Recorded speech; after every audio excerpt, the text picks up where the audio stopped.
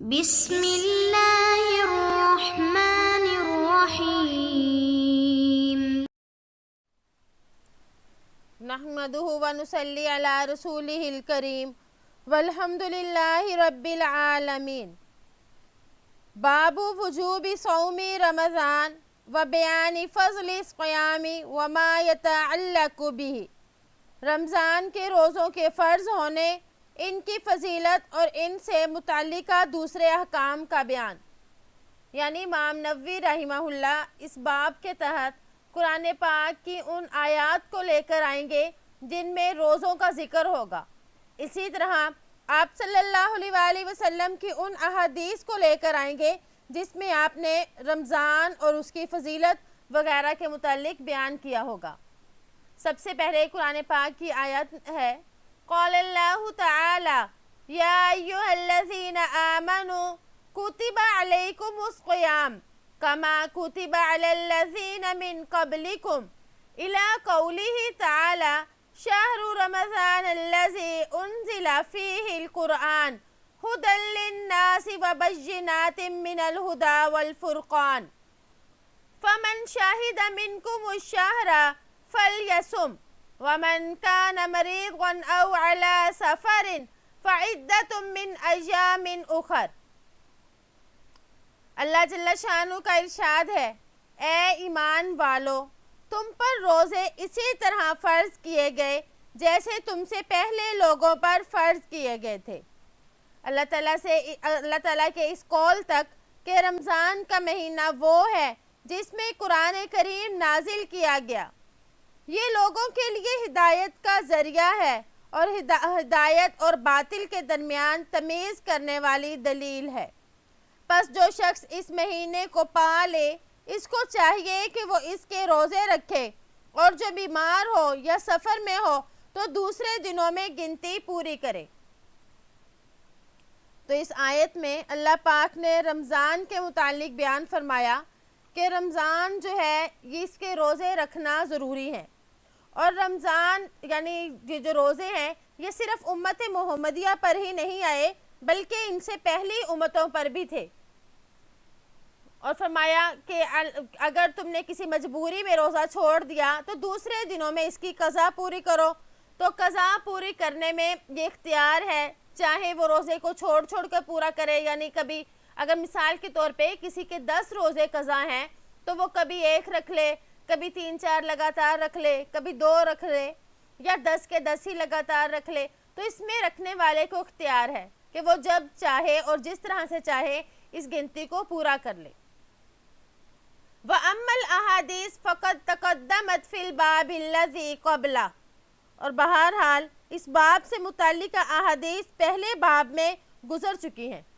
یعنی اس سے پہلے جو باب تھا اس میں رمضان کی جو ہے احادیث گزر چکی، یعنی اس میں بتایا گیا کہ رمضان کے آخری عشرے کی فضیلت اور اس کے رمضان کے روزوں کی فضیلت، تو اس سے متعلق جو ہے وہاں پر بھی احادیث گزر چکی ہیں۔ وعن ابی ہریرہ رضی اللہ عنہ، حضرت ابو ہریرہ رضی اللہ عنہ سے روایت ہے، قال رسول اللہ صلی اللہ علیہ وسلم، کہ رسول اللہ صلی اللہ علیہ وآلہ وسلم نے فرمایا، قال عز وجل کل عمل ابن آدم لہ الا الصیام، کہ اللہ نے ارشاد فرمایا کہ انسان کا ہر عمل اس کے لیے ہے سوائے روزے کے۔ فإنہ لی، پس بے شک وہ میرے لیے ہے، وأنا اجزی بہ، اور میں اس کا بدلہ دوں گا، والصیام جنہ، اور روزہ ڈھال ہے۔ فإذا کان یوم صوم احدکم، جب تم میں سے کسی کے روزے کا دن ہو، فلا یرفث ولا یصخب، تو نہ کوئی بیہودہ بات کرے اور نہ شور مچائے۔ فإن سابہ احد او قاتلہ، اور اگر کوئی اسے گالی دے یا اس سے جھگڑا کرے، فلیقل، تو کہہ دے، انی صائم، میں روزے سے ہوں، والذی نفس محمد بیدی، قسم ہے اس ذات کی جس کے ہاتھ میں محمد صلی اللہ علیہ وآلہ وسلم کی جان ہے، لخلوف فم الصائم، کہ روزے دار کے منہ کی بو، اطیبو، زیادہ پاکیزہ ہے، عند اللہ من ریح یعنی اللہ کے ہاں وہ مشک سے زیادہ پسندیدہ ہے یا پاکیزہ ہے۔ لِلصَّائِمِ فَرَحَتَانِ يَفْرَحُهُمَا إِذَا أَفْطَرَ فَرِحَ بِفِطْرِهِ وَإِذَا لَقِيَ رَبَّهُ فَرِحَ بِصَوْمِهِ متفق علیہ۔ وَهَذَا لفظ روایت البخاری کہ روزے دار کو دو خوشیاں ملتی ہیں جس سے وہ خوش ہوتا ہے۔ جب وہ روزہ افطار کرتا ہے تو اپنے روزہ کھولنے سے خوش ہوتا ہے، اور جب اپنے رب سے ملے گا تو اپنے روزہ سے خوش ہوگا۔ متفق علیہ یعنی بخاری اور مسلم کا اس میں اتفاق ہے، اور یہ لفظ بخاری کی روایت کے ہیں۔ وفی روایت لہو، اور اسی کی روایت یعنی بخاری ہی کی روایت میں ہے، یترک طعامہ وشرابہ وشہوتہ من اجل الصیام لی وانا اجزی بہ والحسنۃ بعشر امثالہا، کہ اپنا کھانا اور اپنی خواہش میری خاطر چھوڑتا ہے، روزہ میرے لیے ہے اور میں ہی اس کا بدلہ دوں گا۔ وفی روایت لمسلم، اور مسلم کی روایت میں ہے، کل عمل ابن آدم یضاعف الحسنۃ بعشر امثالہا الی 700 ضعف، قال اللہ تعالی الا الصوم فإنہ لی وانا اجزی بہ، یدع شہوتہ وطعامہ من اجل للصائم فرحتان فرحۃ عند فطر وفرحۃ عند لقاء ربی والخلوف فیہ اطیب عند اللہ من ریح المسک۔ اور مسلم کی روایت میں ہے کہ ہر انسان کے عمل کو 10 گنا سے 700 گنا تک بڑھایا جاتا ہے۔ اللہ جل شانہ فرماتے ہیں مگر روزے کا معاملہ دوسری نیکیوں سے مختلف ہے۔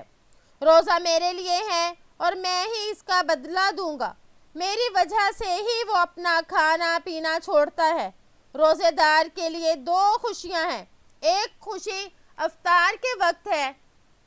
اور دوسری خوشی جب وہ اپنا روزہ دیکھے گا،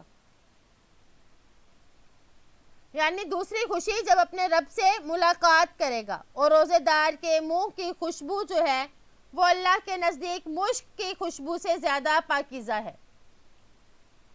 تو اس میں بھی روزے دار کی فضیلت کو بتایا گیا کہ اللہ تعالیٰ نے فرمایا کہ جو روزہ ہے وہ ایسی عبادت ہے کہ اس کا بدلہ میں ہوں یا میں خود دوں گا اس کا بدلہ۔ فرمایا اللہ نے کہ روزہ میرے لیے ہے اور میں ہی اس کا بدلہ دوں گا۔ تو روزے میں جتنا اخلاص ہوتا ہے اتنا دوسری عبادات میں نہیں ہوتا، اور روزہ ایسی عبادت ہے کہ اس کا علم اللہ کے علاوہ صرف روزے دار کو ہی ہوتا ہے، اور دوسروں کو اس کا علم نہیں ہوتا۔ اگر وہ چھپ کے کھانا پینا یا کچھ کرنا چاہے تو کر سکتا ہے، لیکن وہ صرف اللہ کے خوف کی وجہ سے ان سے رکا رہتا ہے۔ اور دوسرا یہ کہ روزے میں جتنا نفس کشی اور جسم اور بدن کا ہلکان اور نقصان ہے اتنا دوسری عبادات میں نہیں۔ تو ان سب وجوہات کی وجہ سے فرمایا جا رہا ہے کہ روزہ میرے لیے ہے اور قیامت کے دن بدلہ میں ہی اس کا دوں گا۔ اور بعض محدثین یہ فرماتے ہیں کہ یہاں پر لفظ اجزا بھی ہے کہ میں ہی اس کا بدلہ بن جاؤں گا، یعنی جو روزہ رکھے گا تو گویا کہ اس نے اللہ کو پا لیا۔ پھر فرمایا کہ روزے دار کے لیے دو خوشیاں ہیں، وہ کون سی؟ ایک خوشی تو افطار کے وقت، کیونکہ اس وقت اللہ جل شانہ کا حکم جو روزہ رکھنے کا تھا اس کی تکمیل کا وقت ہو جاتا ہے، اور دوسرا یہ کہ روزہ رکھنے کی وجہ سے اس کے دل میں ایک نورانیت پیدا ہوتی ہے جو خوشی کا سبب بنتا ہے۔ اور دوسرا اللہ سے ملاقات کے وقت وہ تب جو اس کی خوشی ہوگی اس کے تو پھر کیا ہی کہنے۔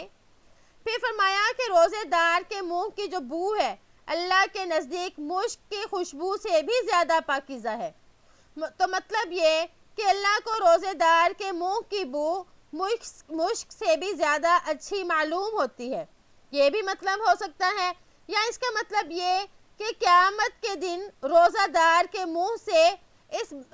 بو کے بجائے بلکہ مشک سے بھی زیادہ پاکیزہ خوشبو آئے گی۔ تو اس سے ہمیں روزے کی فضیلت معلوم ہوئی کہ کس قدر فضیلت والی عبادت ہے۔ وَأَنْهُ أَنَّ رسول اللہ صلی اللہ علیہ وسلم، انہی سے یعنی حضرت ابو ہریرہ رضی اللہ تعالیٰ عنہ سے روایت ہے کہ رسول اللہ صلی اللہ علیہ وآلہ وسلم نے ارشاد فرمایا، من انفق زوجین فی سبیل اللہ نودی من ابواب الجنہ، کہ جو شخص اللہ کے راستے میں کسی چیز کا جوڑا دے گا تو اسے جنت کے دروازوں سے پکارا جائے گا، یا عبداللہ ھذا خیر، اے اللہ کے بندے یہ دروازہ بہتر ہے۔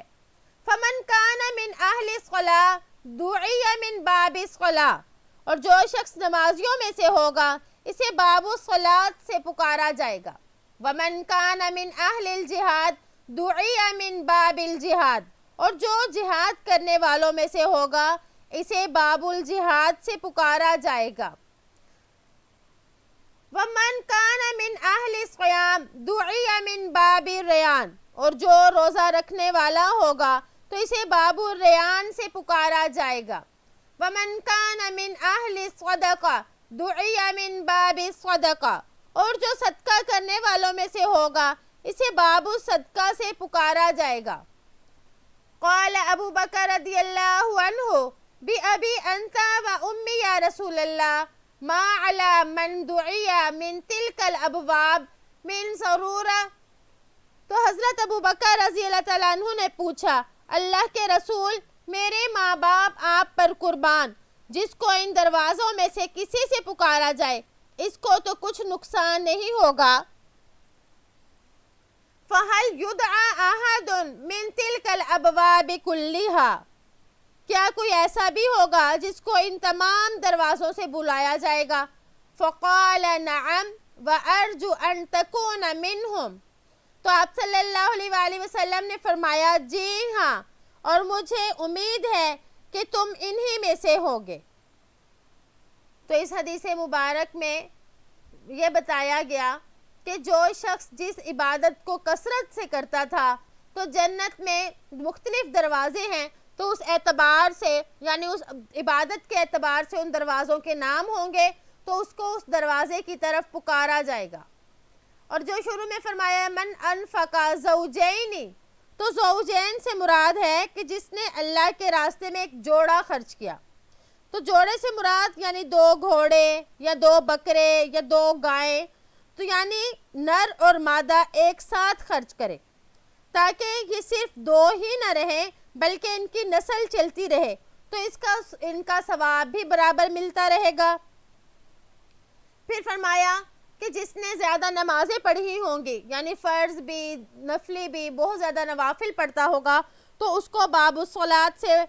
پکارا جائے گا۔ اسی طرح ساری عبادات کے نام یعنی باب الجہاد وغیرہ لیے، تو دیکھیں جب رمضان کا ذکر آیا، روزوں کا ذکر آیا تو اس کے لیے باب الصیام نہیں بلکہ باب الریان بولا کہ اس کو باب الریان کے ذریعے پکارا جائے گا، یعنی اس دروازے کا نام باب الریان ہے۔ تو ریان کہتے ہیں سیرابی کو،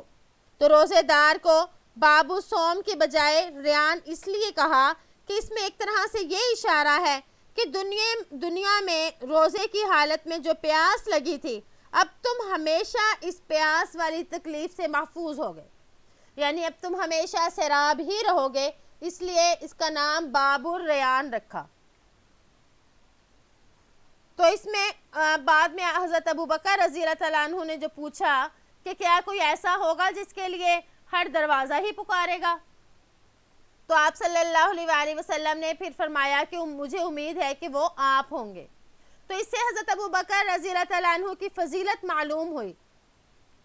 اور دوسرا یہ بھی معلوم ہوا کہ حضرت ابو بکر رضی اللہ تعالیٰ عنہ تمام عبادات میں کس قدر بڑھ چڑھ کر حصہ لیتے تھے، یعنی اتنی زیادہ عبادت کرتے تھے کہ ہر دروازے میں ہر جو عبادت کسی ایک خاص عبادت کے لیے تھا تو ان تمام دروازوں سے حضرت ابو بکر رضی اللہ تعالیٰ عنہ کو پکارا جا رہا ہے۔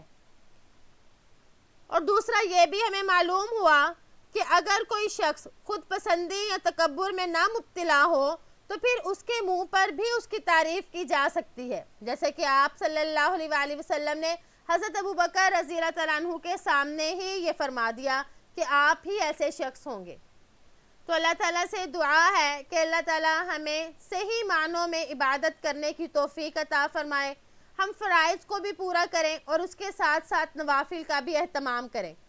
اور روزے جو ہیں روزے کو صبر کے ساتھ اور روزے کے حقوق کا لحاظ رکھتے ہوئے پورا کریں، یعنی روزے میں کوئی ایسی بات نہ کریں جو اللہ تعالیٰ کو پسند نہ ہو۔